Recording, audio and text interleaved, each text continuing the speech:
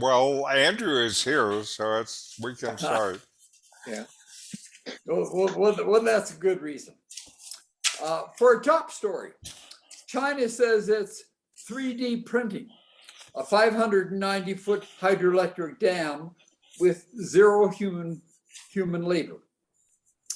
For our coronavirus story, half of people hospitalized with COVID still have symptoms 2 years later. Technology, electric car supplies are running out, and this could drastically slow the journey to net zero. In environment, Brooklyn's Mason Jar is one of many new zero waste grocery stores. No packaging, bring your own containers. In materials, a new age of what they're calling 2.5D materials. Stacking two-dimensional materials gives the layers new properties. In space, wealthy nations are carving up space and its riches and leaving other countries behind. In biology, and a little bit we're accusing Richard of this, global bird populations are steadily declining. And for humans, our mental health, the new study finds simply believing you can do something to improve is linked with higher well-being. Oh, and in health, and I'm really looking forward to this, perhaps. Fecal transplants reverse hallmarks of aging, and as Richard said, this means we don't have to capture our grandchildren for their blood. Instead, we can take their shit. So that's what we'll discuss today. And Richard, tell us about this top story that China is 3D printing a 500-foot hydroelectric dam with zero human labor. Well, that's what they say. It's quite a project. They're planning to 3D print a new hydroelectric dam. It's 590 feet tall, so it's not a small thing. And they're going to be using artificial intelligence and driverless vehicles and very good construction equipment. And it's likely the dam will be the world's tallest 3D printed structure when it's done. The writer of the article says skeptically, if it's done. And so this is going to be using things like autonomous excavators and trucks and bulldozers and pavers and rollers, all controlled by AI systems. And it'll construct the dam slice by slice the way 3D printers do. And the 3D printers are probably the biggest the world has ever seen. And they plan to finish the job by 2024, which is a pretty aggressive schedule, I guess. If you were building one with cement, it wouldn't surprise me if it would take longer. And the there's a writer, Scott Santine, who is an advocate in the U.S. of universal basic income, and he says you couldn't do a project like this because in the U.S. these infrastructure projects are seen as a way to uh, do job creation and that they're a great solution as an anti poverty effort. So the U.S., he says, would never undertake a project like this because it's not done by people. But the Chinese are doing it. And, I think the Chinese have enough people. So I suspect they are doing it also to show kind of technological leadership in building something like this with their advanced Chinese technology. Any thoughts? Well, Well, this is go just, ahead. it's Yeah. good practice for the Chinese to build infrastructure on the backside of the moon. I think you're right. Yeah. Now, I know that they have, the Chinese and the US have both been investigating the use of lunar soil and Mars soil to use in their 3D printers, because certainly in both of us are know that uh, if we're going to build stuff in either places, that's a way to do it. What's the largest thing we'd known of before with 3D printing? Was it a rocket? The largest thing I've heard of are these rockets. I know early in the days, like 5 years ago, they were talking about building a metal suspension bridge, but it was only like 30 or 40 feet long.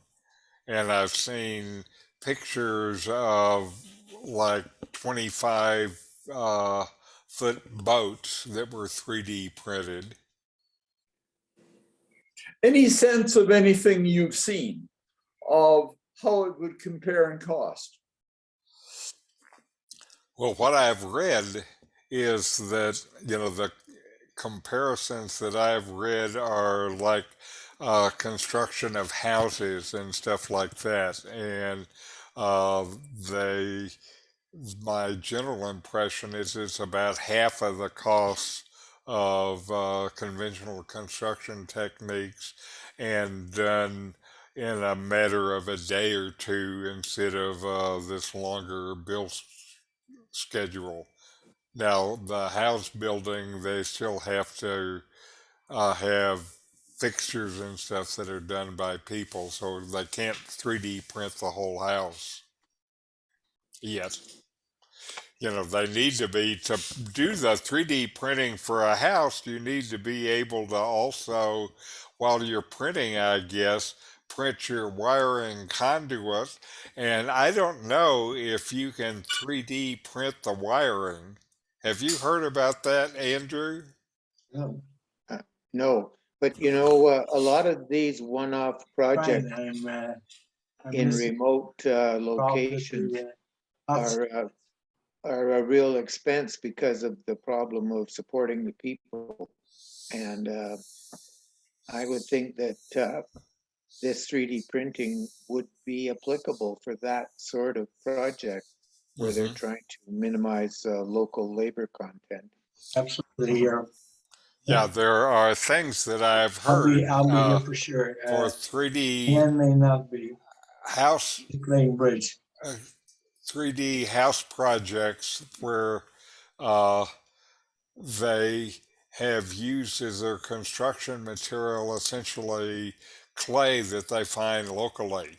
So that's one of the things they're trying to do in projects like that, is also figure out how to construct them using local materials, because that makes it very much simpler. I muted you, John, so you're going to have to figure out how to unmute yourself. Richard, we often used to talk in terms of doing things, the ratio of capital to manpower. And it used to be that if you had a surplus of labor, that they would tend to want to employ more people and Uh-huh. use somewhat less capital. And we always assumed that China was the one that had so many people that wanted to employ. So it would emphasize that. And this strikes me as different. And I wonder if China no longer is as concerned about employment. I don't know how this all fits. That's funny because now that you mention it, China has the problem with, because of their own demographic pyramid, of not having nearly as many young workers as they did a decade ago. And so that could make sense for that reason. China is one of the places where they expect there will be a significant reduction in the number of people by the end of the century. Okay. I also wonder, I have a feeling that maybe not as much or as many people involved in building a dam of that size, but I have a feeling that in spite uh, of of everything, that there's still a fair amount, very fair number of people Hmm. that are involved, because just think of laying the tracks for these autonomous vehicles that move the blocks once they're printed in Hmm. place and things of that sort. Well, the factories that have been automated haven't eliminated workers. They've reduced the workers and Exactly. changed the kind of workers that you need because you need technical workers that can support the machines instead of production workers that can screw things together. Yeah, right. So anyway, it's a different world, and I had never imagined a project like that, but it's surprising to me. One of the things is this is a pretty advanced idea about how to use 3D printing, and it shows the Chinese are trying to do new things, and for a long time we had a rap with the Chinese that their developments were imitation. And this is not an imitation. This is striking new ground. Well, we used to say that about the Japanese, it was all imitation, and then they sure fooled us. And now we can say that on the Chinese, and they'll fool us too. Uh huh. That's Well, right.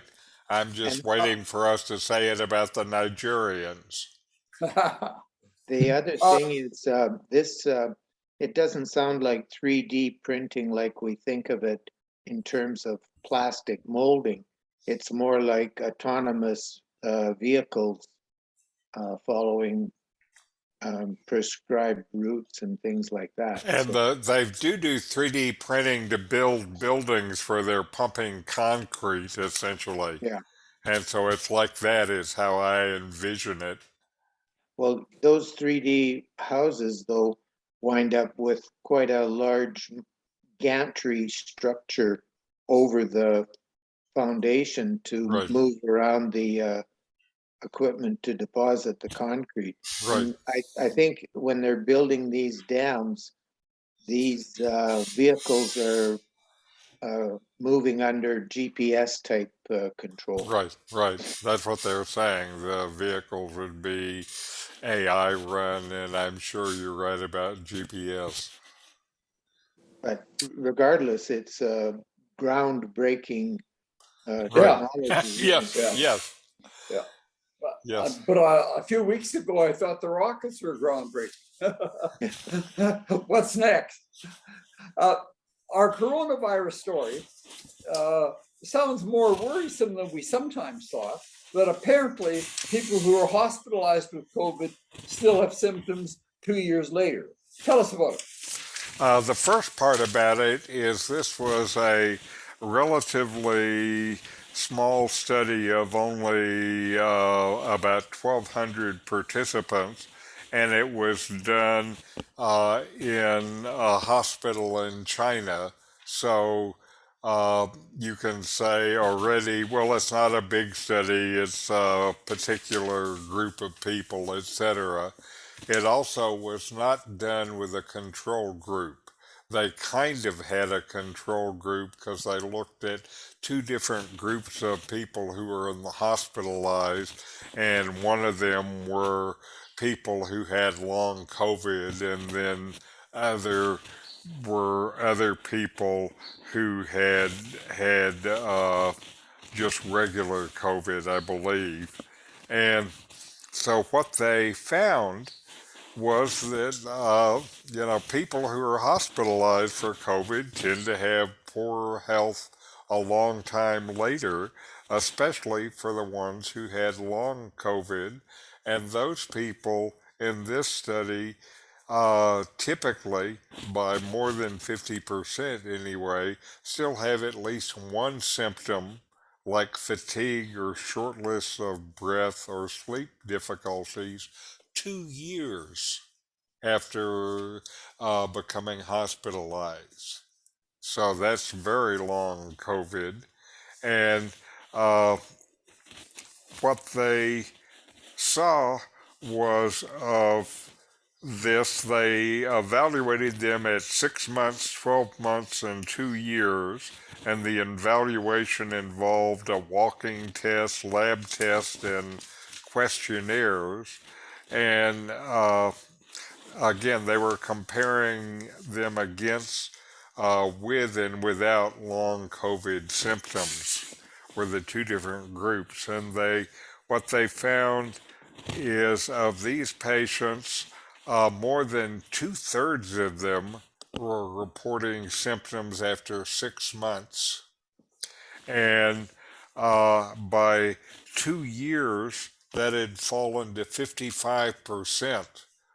That's not as bad as two-thirds, but that's more than half. And typically, it's like fatigue or muscle weakness was the uh, most reported symptoms. And after 2 years, though, 89% of the participants had returned to their original work, even though a lot of those are still reporting symptoms. And so, uh, 2 years after initially falling ill, patients with COVID 19 are generally in poorer health than the general population, with a third of them reporting fatigue or muscle weakness, and about the same amount reporting sleep difficulties. And that was compared with 5% of the non COVID participants. So, many more COVID patients are reporting these long term uh, symptoms, and about half of the study participants showed symptoms of long COVID after 2 years. So, to me, it seems pretty uh, frightening. The authors do acknowledge their limitations, that they didn't have a general control group, and uh, they don't. There's a possibility, because the way they selected the students, that they included people in the study who were sicker than the general group, etc. And they haven't controlled for any of that.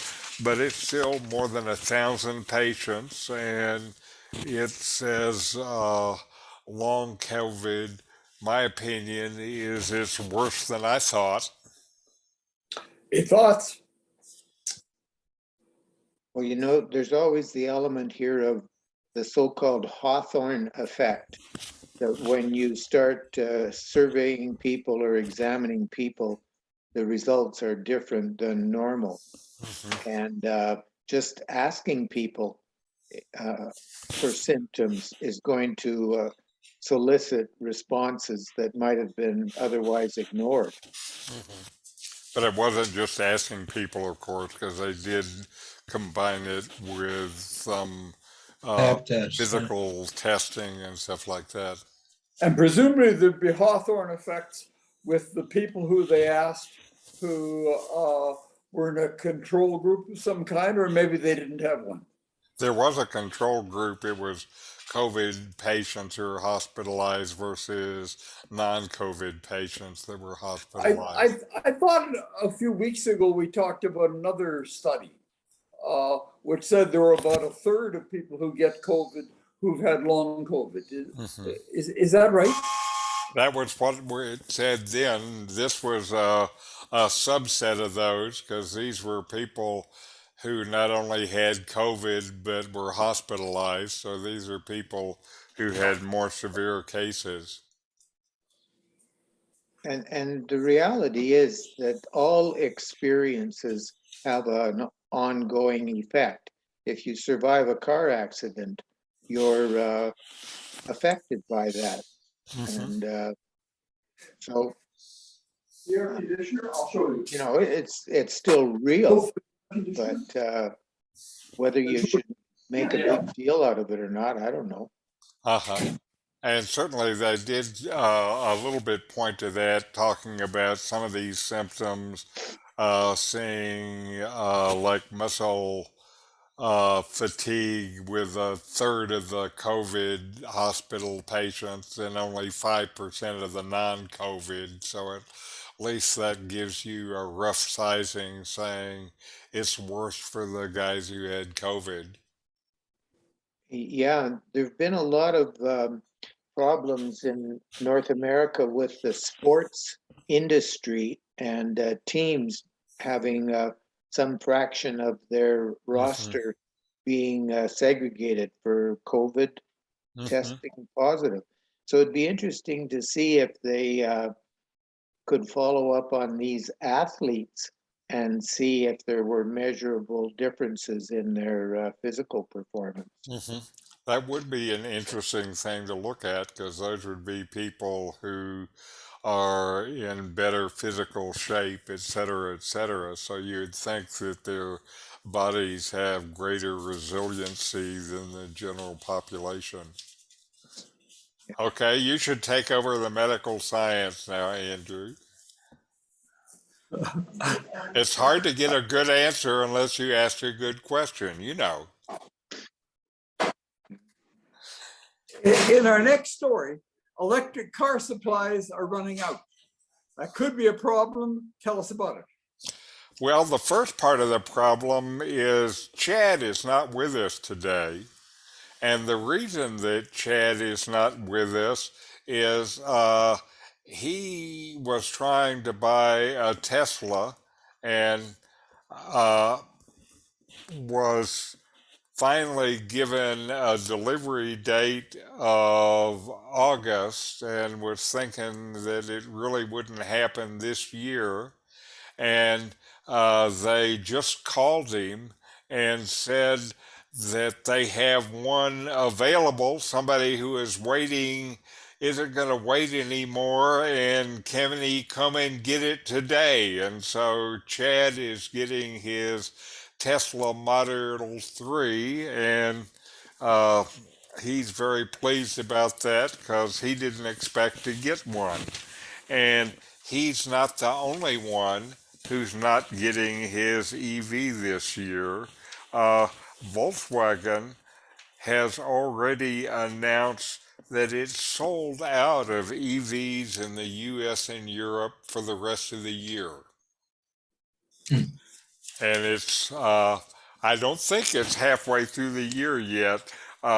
Ford has an e-transit. I don't know what it is, but Ford sold out of what it was going to produce this year before it even started production. And Tesla has the advantage of already having its manufacturing up and processes up, but Tesla is affected by this. It had to close its Shanghai factory for 3 weeks due to the lockdowns. And when they opened up their Shanghai factory, they had to reduce their schedule because of supply chain issues. Tesla, none of the manufacturers make all the parts themselves, so they're dependent upon external suppliers and supply chain to get in production. And it's affecting Tesla. And Musk is now suggesting that his company may stop taking orders. He thinks it uh, is real bad PR for people to order one and then not take delivery and they get mad. And uh, so the automobile industry has a backlog for EVs that they're not going to be able to fill this year, and we don't know how long it's going to take them to fill the background. And, this whole situation, one of the things they've talked about, the changes that need to happen for the environmental issues, is that, there are a lot of new things that have to be done and produced and delivered to be able to have the impact on the environment. And they're wondering if these countries and states that are saying 100% EV, like California is saying by 2030, if the production capacity is going to be there to be able to do it. So this is uh, signs of problems in the EV production industry as they are trying to ramp up production, but really haven't done it yet. Any thoughts? Well, I wonder what part of the car is mostly affected. Are they talking about the engine or Well, one part of it gases? is semiconductors. Uh, So the semiconductor shortage has affected yeah, automobile and EV manufacturing, and EVs use more semiconductors than ICE engines. yeah, And system change requires a lot more than just laboratory experiments and successful pilot projects. Yeah. Right. And we're going to see this more and more as we approach these deadlines that have been established for renewable energy and all these other things. The everything just takes longer to implement than it does to talk about. Right. And on a new kind of subject, but that's really going to be true as a result of the Ukraine-Russia war, with food supplies and everything being held up. And what that will do to other parts of the world, we really can only fathom. I'm not sure. Mm-hmm. I think Ukraine is the fourth largest wheat exporter in the world, Right. and all of And, their exports have been pretty much cut to Yeah. almost nothing. and Russia is also one of the other major exporters. I don't know if they're number three or number five, but they're one of the major exporters as well. Yeah. Well, Richard, on a new topic, tell us about these zero waste grocery stores, such as Brooklyn's Mason Jar.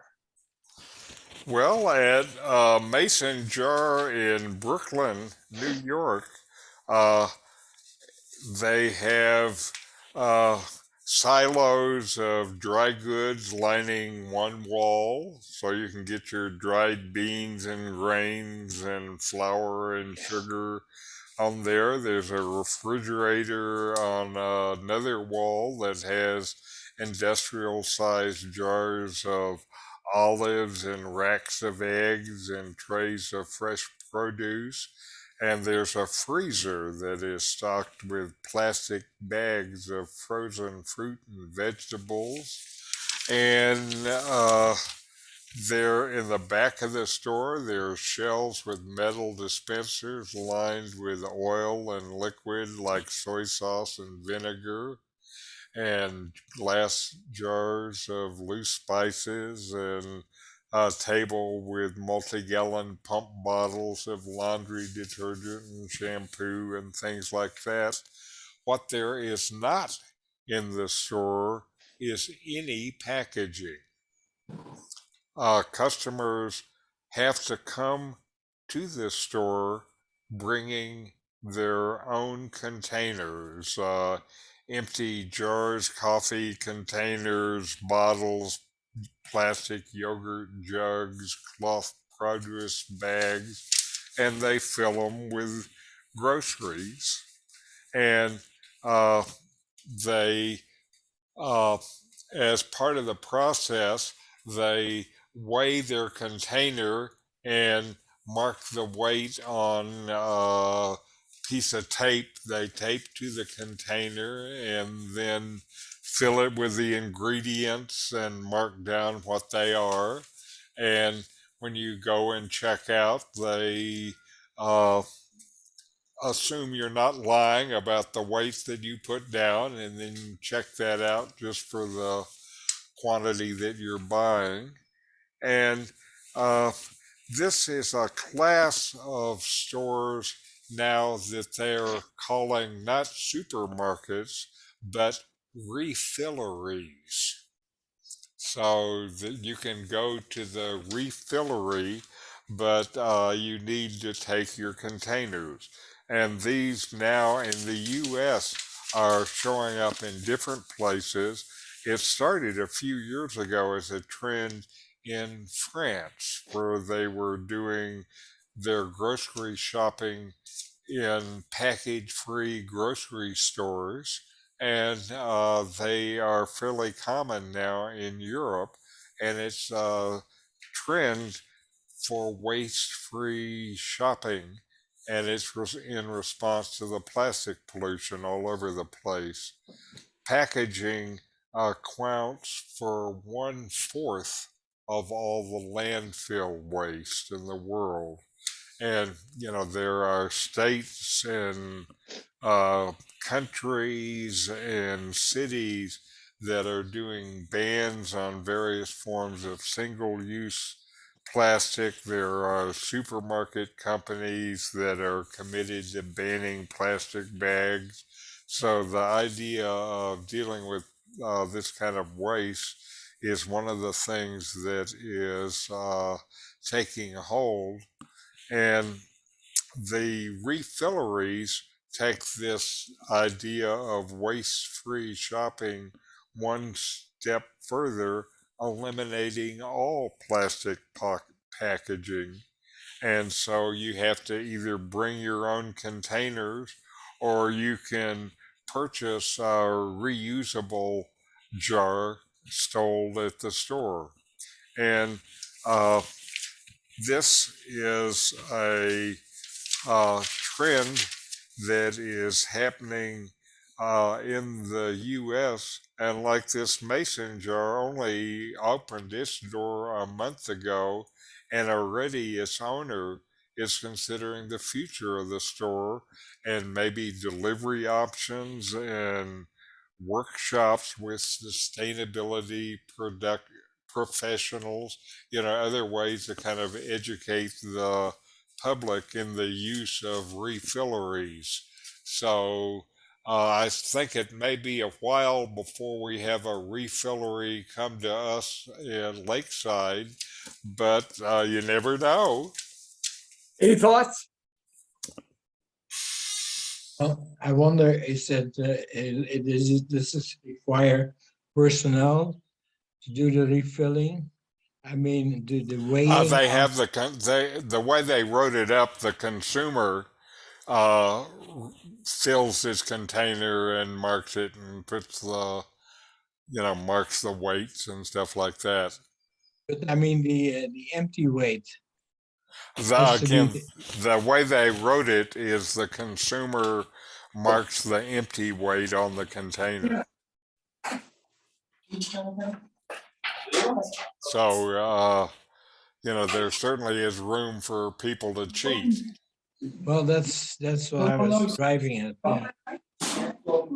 Yeah. What I think about it is that as I've become more conscious of plastic and these kind of issues, I've watched what we throw out, and I think more than half of what we throw out at my house is packaging.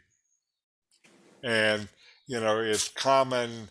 I buy stuff fairly frequently from Amazon, and the Amazon package will be in its shipping bag, and inside the shipping bag there'll be another plastic bag with the item in it, and you open it up and it's got a container around the item. So there are Adios. Oh, adios. Muchas gracias. Por nada, señora. Three levels of plastic bag, of container around the item. And I wish we could do something about it, but we can't. I know I use bulk food stuff at supermarkets in the US to buy some of the items, but that was much less on a much smaller scale than what they're talking about here. Would you take your containers to the store, Fred? Sure. Okay, what a good guy. So, Richard, uh, what's this about 2.5 dimensional materials with new properties? What's 2.5? Well, they had to figure out what to call it. I've wondered about this, when I was wondering about it and talking about it with my wife Carol, and talked about putting one layer of 2D material on top of another layer of 2D material, she was saying, "Doesn't that make it 3D material?" And they have decided they have to call it something, and they're calling it 2.5D material. So it's in between 2D material and 3D material. And what they're doing, this is now, I think, an inevitable wave of 2D material development where they are looking at artificially stacking different 2D materials on top of each other and making what they call 2.5D materials. And the thing about it is these materials have unique physical properties, and they're going to be able to do something with them. And it's also possible while they're making these 2.5D materials to, in the fabrication process, to add what they call dimensional materials as opposed to 2D material, such as nanotubes and bulk crystals. So you can, with this 2.5D structure, you're building a structure and you can add stuff in the structure. And a common way they make it is a process I'm used to from the semiconductor process called deposition, chemical vapor deposition. And this deposits a layer, one atom or molecule at a time, on top of a solid surface. And using this technique, you can make your first layer of 2D material and then make on top of it a layer of different 2D material.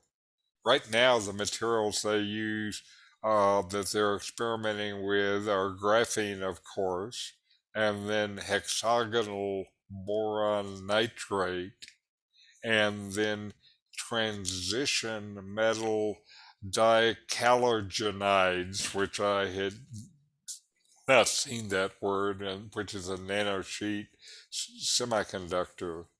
And uh, what they do, for example, uh, that shows you some of what happens when you make two layers of graphene. One layer of graphene does not have a band gap. Uh, a band gap means that it's something that can be turned on and off.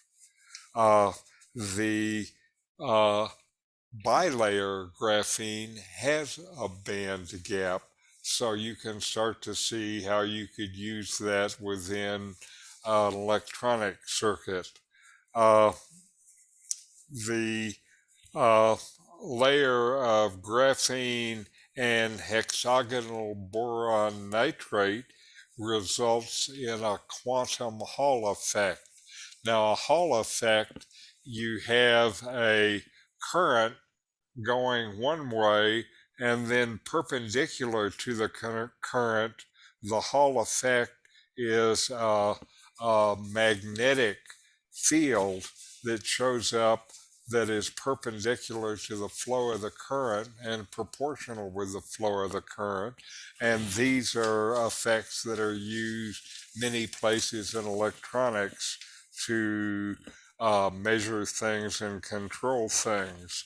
So they're able to do interesting things. Also, it turns out in the spaces between the layers, they can insert other molecules and ions to further alter the electric, magnetic, and optical properties. And they think it's very likely that the future applications for these 2.5D materials include solar cells, batteries, flexible devices, quantum devices, and electronic devices with very low energy consumption.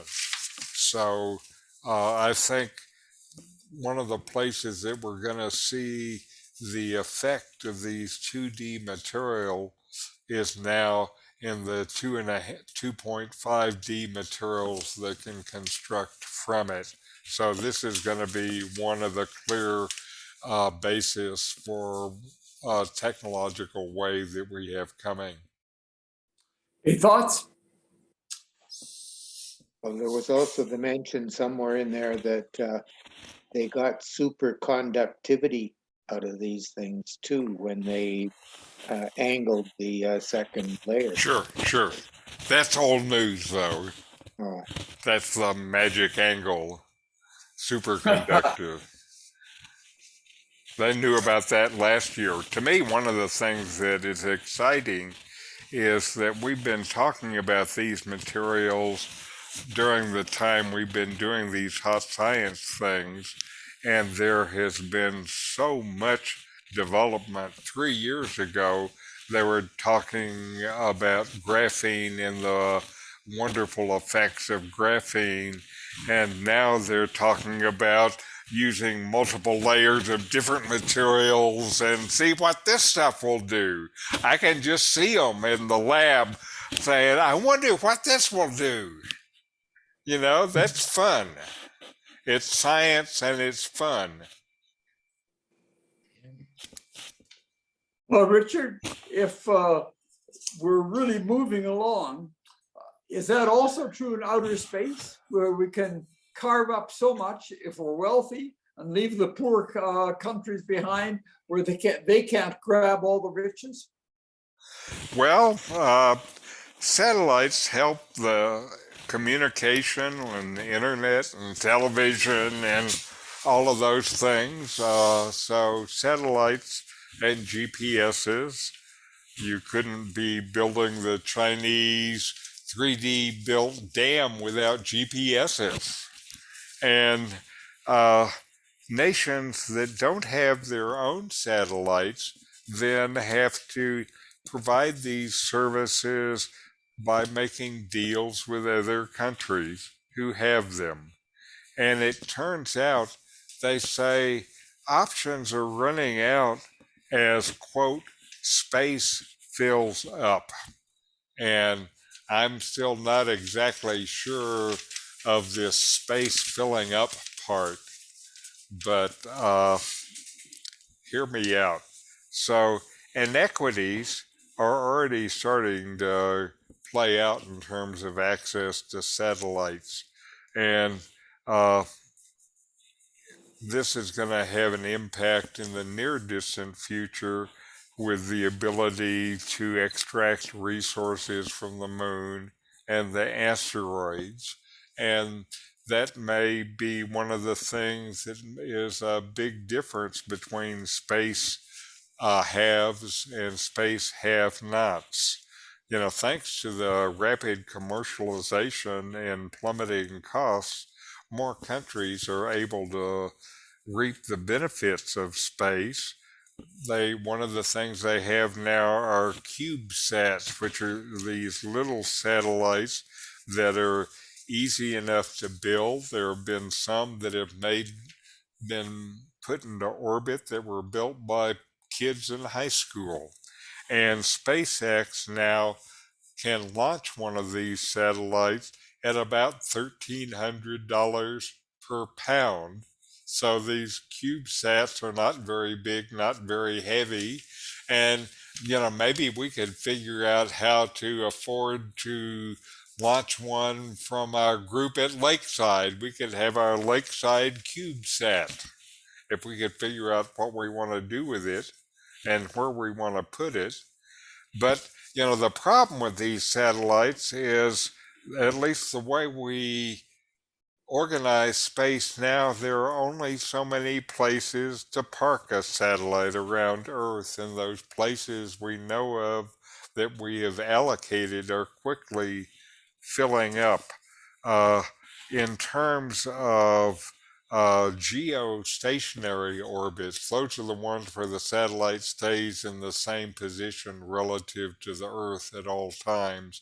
Those are especially good for things like communication and weather satellites. Uh, the United Nations agency, the International Telecommunication Union, is the one who controls these orbital positions.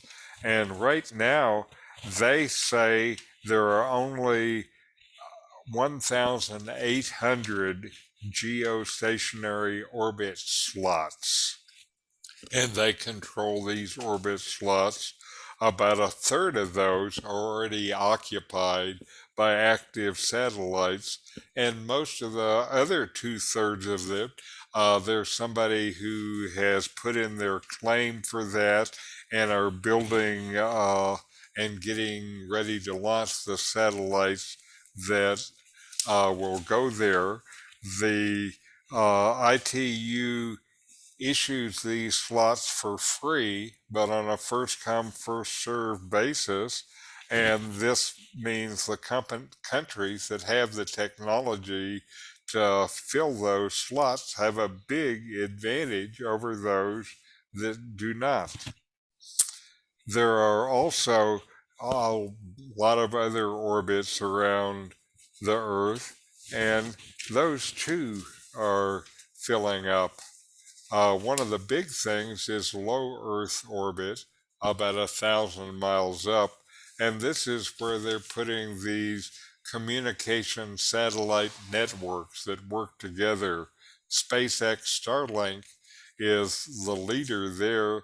They presently have more than 1,900 satellites and low Earth orbit, and they're planning to add another 30,000. So lots of satellites going into lots of orbital slots. I suspect that we will soon see people arguing with the ITU about how many slots you can put in how many places and how close the satellites can get together, because that's going to be the effect of running out of room in these slots, as people will argue about what makes a slot. And to give an idea of some of the impact here, uh, this is on asteroid mining. Uh, we know that there is lots of valuable minerals and metals there. And later this year, NASA is going to launch a probe to explore an asteroid named 16 Psyche, which scientists estimate contains a bunch of iron. They estimate uh, $10 quintillion worth of iron. So say the asteroid has mineral wealth is kind of an understatement. And of course, the countries that are ahead in the space race are ahead in the race to be able to exploit the asteroids as well. Existing space laws are not equipped to be able to deal with any of this stuff, and what's going to end up happening probably is the way that we do it are going to be developed by the companies and countries that are trying to do it now, and they will set the standards, and those will be the standards forever. And so, welcome to the trouble in space, getting your next orbital slot. A thoughts? Well, it'll be sorted out just like access to unexplored lands was sorted out by the European colonists Uh huh. in the 16th and later centuries. Uh huh. Superior technology and violence. Right. That's right. But the other And thing that's interesting too is a lot of these minerals on asteroids and things, as valuable as they'd be on the Earth, they're a lot more valuable already in space because it costs so much to get material into orbit. So yes. what we're more likely to see is materials that are necessary for space exploration exploited Right. in space rather Right. than bringing them back to Earth. And certainly from sci fi, one of the things I read about for 50 years is mass drivers, uh, to essentially take the rock and apply some energy and throw it into the gravity well. And it's all downhill. And that's what I was going to ask. Some of these things, like iron, are pretty heavy. And you're saying there are ways of doing it that don't cost that much to transport it? No, no, you just give it a nudge and push it downhill and it'll get here. Uh, how long it takes depends on how big a nudge you give it. And I'd imagine you'd want to have some ability to control it while it was falling, just in case it was going to wipe out New York City or something. Yeah, there's a lot of energy in gravity, Yes, and it has to be managed. And the likelihood will be that they won't bring much of this material back to Earth. right. You'd throw it to orbit around the moon or something like that and use that as a way station. That's what I think, but it's at least 100 years away from now. Well, But it'll be a while. Huh. Now, Luxembourg has is the one country in the world that is making the biggest effort to finance and move its economy to exploiting the asteroids. And I don't know what that's going to do. Luxembourg has made itself rich through trade before, and they're planning to do it in the future. They just have a grand view. Now, Richard, you're talking about all of this thing in the future, but apparently right now, you don't have to wait. Global bird population is declining. What's that? Well, it actually, you've heard about the canary in the coal mine, and we may have billions of canaries that have been telling us that there's a problem. Uh, there are what they're characterized as staggering declines in bird populations that are taking place around the world. This article doesn't say it, but I've read elsewhere that the bird populations around the world have declined by something like two-thirds in the last 100 years. And this is due to the loss and degradation of natural habitats and overexploitation of some of the species. And of course, climate change is driving a lot of that.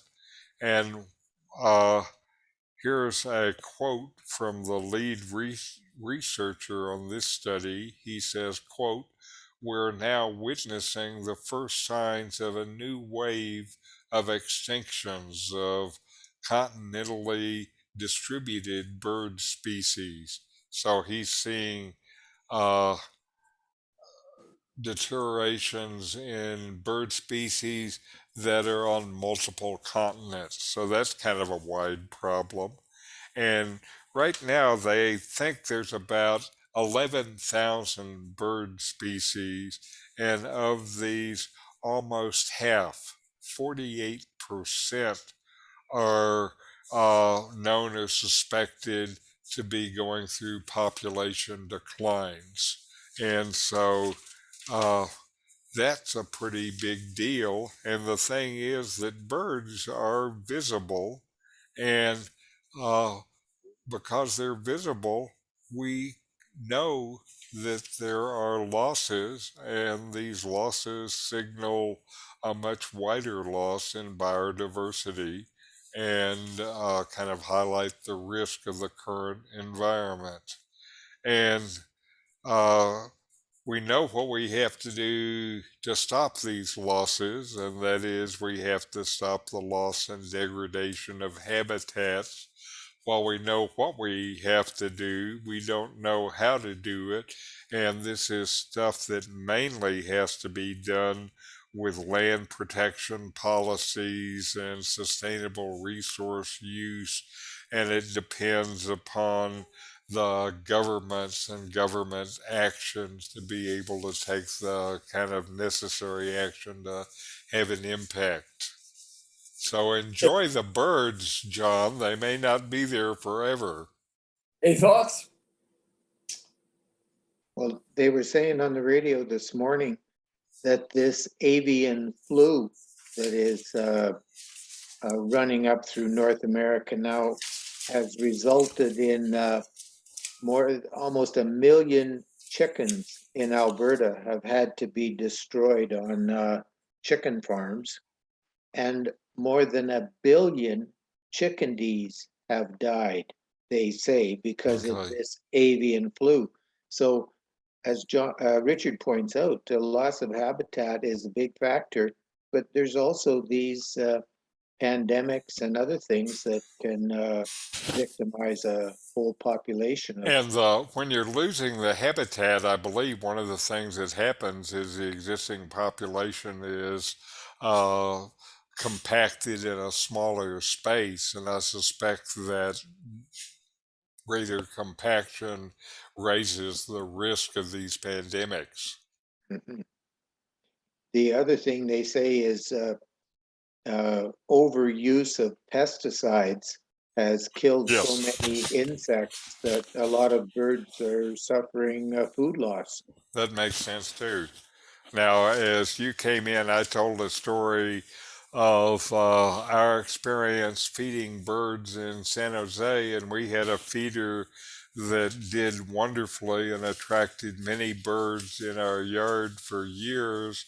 And then one day they just stopped coming, and it turns out our bird feeder was a source for avian flu among the local birds, and while we were trying to help them all out, we killed them. Oops. Yeah. They were saying that here too. They were discouraging people from filling their bird feeders because that would concentrate the or increase the contact between the different bird species and Mhm. spread more flu. Just like I did. I already saw some episodic evidence of that. And it, kind of makes you sad if you're doing this stuff because you love the birds and then you kill them all. That's not what we wanted. How did you find out? Did the birds actually wind up dead in the grass or something? I believe so. Huh. Yeah, that's a bad scene. We didn't have a autopsy though. No But kidding. Richard, apparently in our next story, if I were to believe I could do something about the decline of birds, just believing it would make me feel so much better. What's that? Well, this is a little bit for, we know some people who are naysayers who say nothing can be done.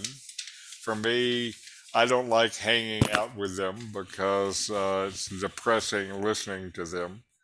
And, the number of people around the world who are struggling with poor mental health and mental disorders has been rising steadily over the last few decades. I suspect it's part of modern life. And it turns out, though, that there are many things that people can do yourself to maintain good mental health. That's part of what we're doing with this hot science broadcast each week is we're working on maintaining our own good health. And uh, it turns out one of the steps that can improve your mental well-being may be as simple as believing that you can do it. Now, a study was done of more than 3,000 Danish adults, and what they found in this study is that mental well being was highest among those who had done things to improve their own mental health. What a surprise! The mental health was the highest on people who've done something to maintain their mental health. And they found further that people who believed that they could do something to keep mentally healthy tended to have higher mental well being than those who didn't believe this. So, what they think is that just believing that you can improve is associated with better mental health. So, not actually doing anything, but just thinking you could do something if you ever got it together, I guess. And so, uh, it's possible that having an internal well being uh, area of control in your life may subconsciously influence your outlook and your lifestyle and coping mechanisms, and those can uh, affect your mental health. That's just an idea, though. They still haven't done enough study to understand uh, more about it. Participants who believe they can do something are more likely to have a higher level of mental well being. And it turns out then this high level of mental well being is associated with a 70 to 90% lower risk of developing common mental disorders. That's a big difference. And uh, there are many simple things that you can do to maintain your health. They've developed a simple research based health program that they called ABC, that is something that we can use easily. A is act. Keep physically, mentally, socially, and spiritually active. Do something. An active mind and body fosters well being. So that's the A. B is belong. Keep up friendships and close social ties and engage in group activities and participate in community acts.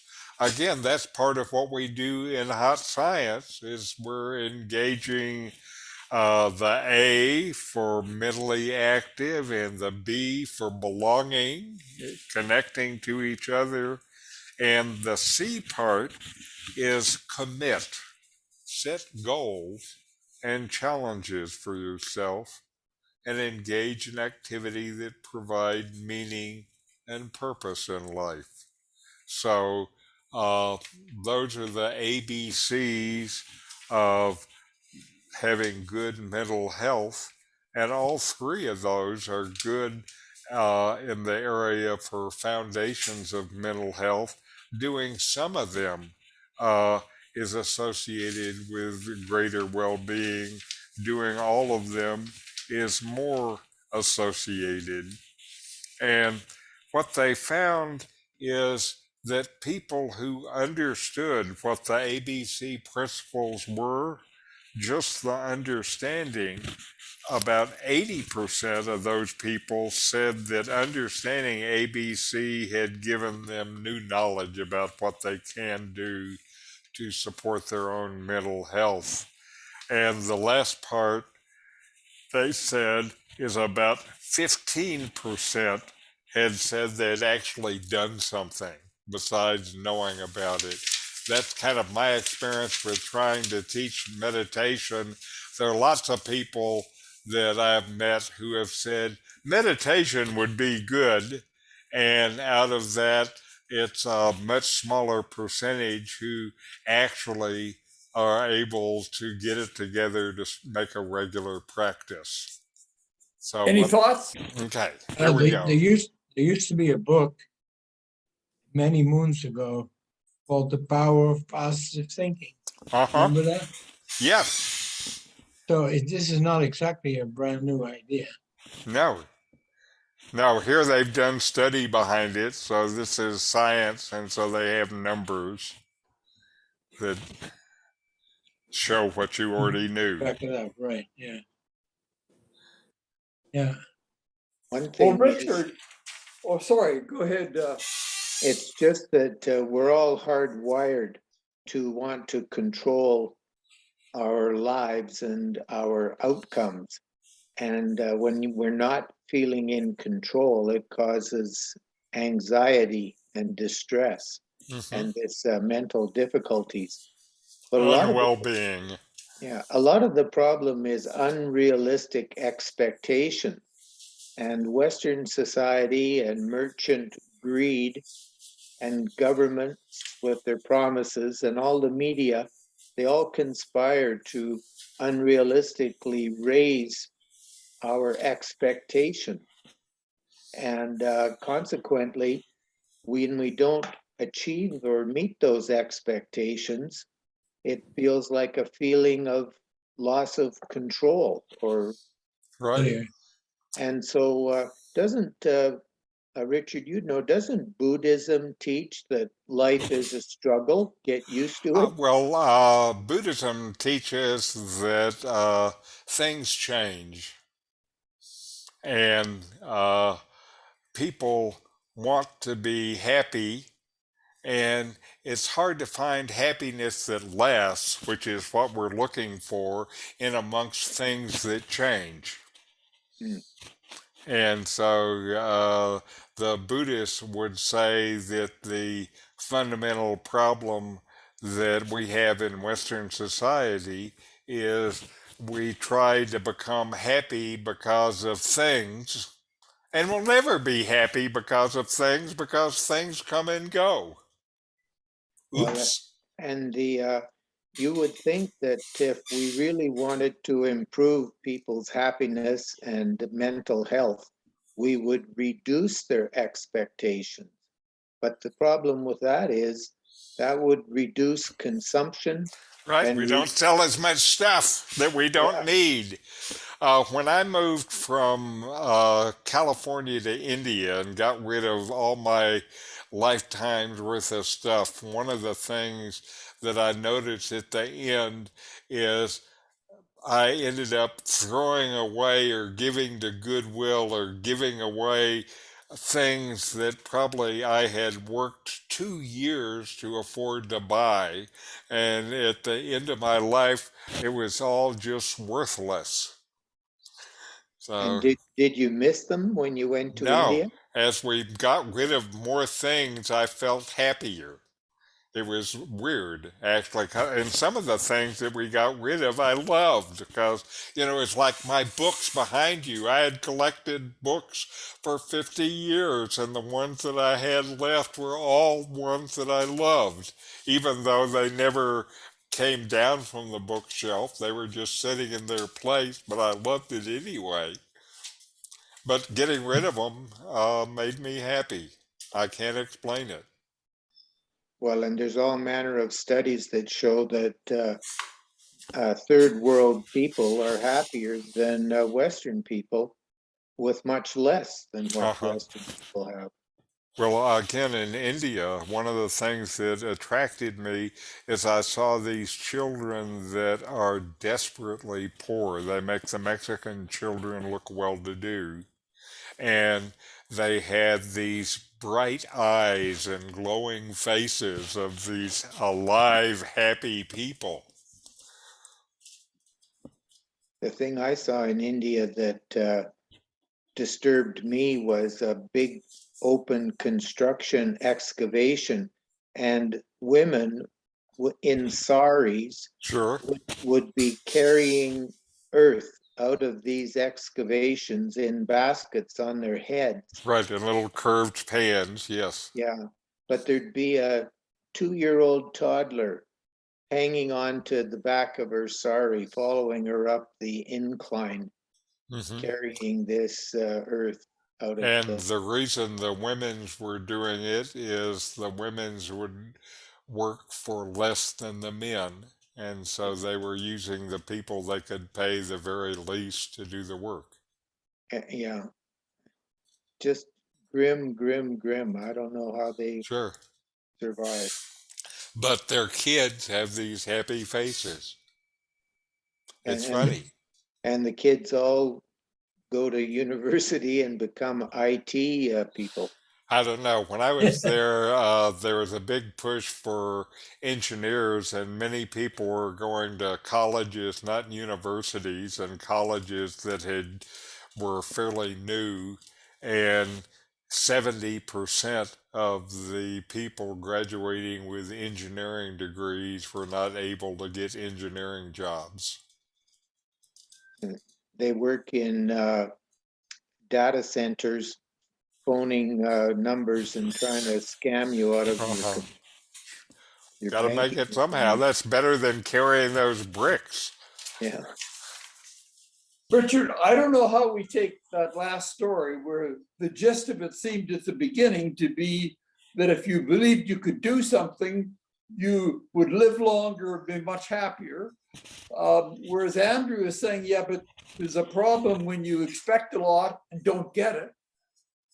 But the next story is saying that if you didn't get all of the way to being really happy and getting rid of aging, fecal transplants are the answer.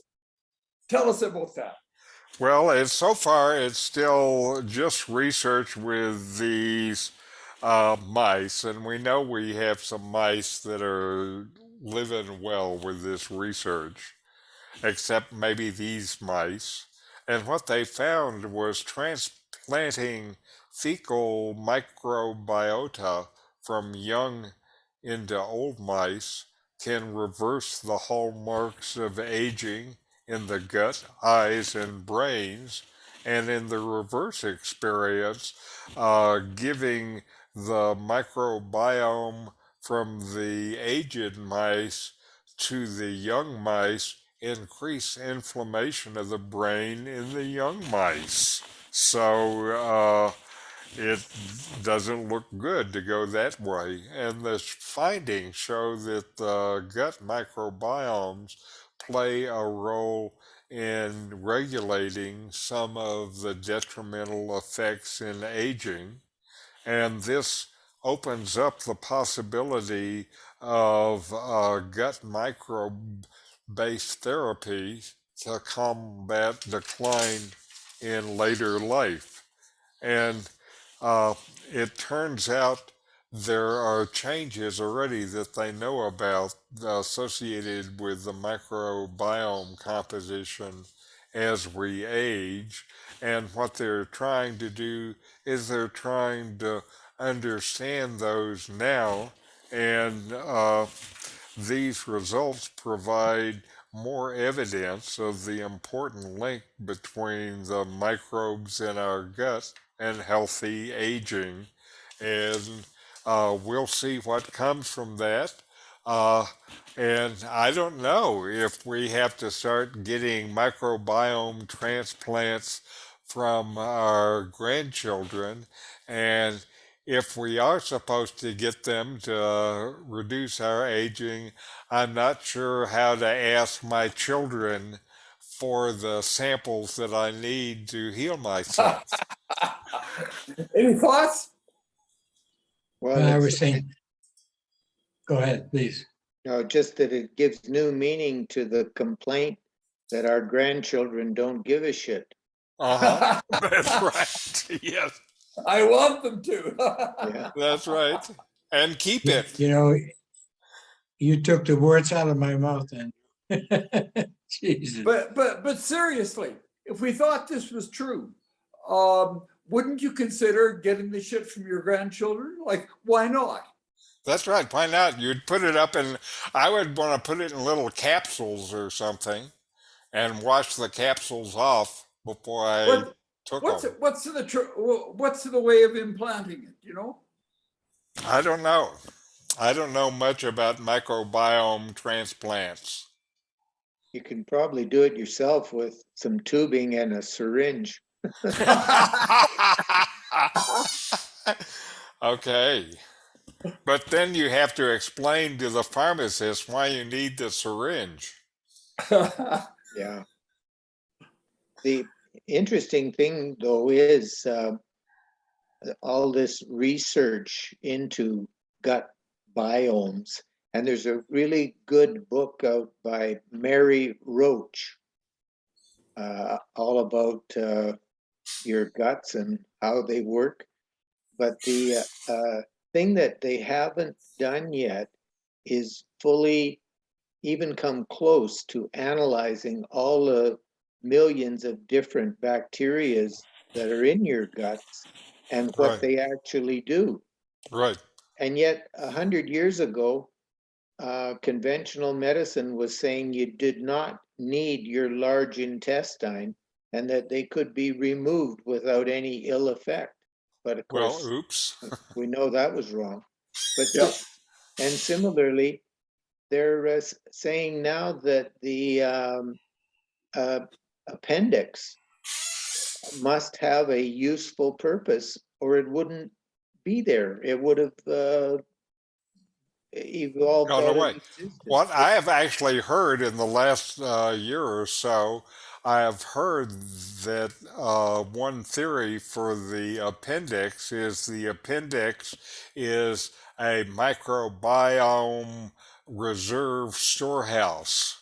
So it keeps a sample of all of that stuff in your gut.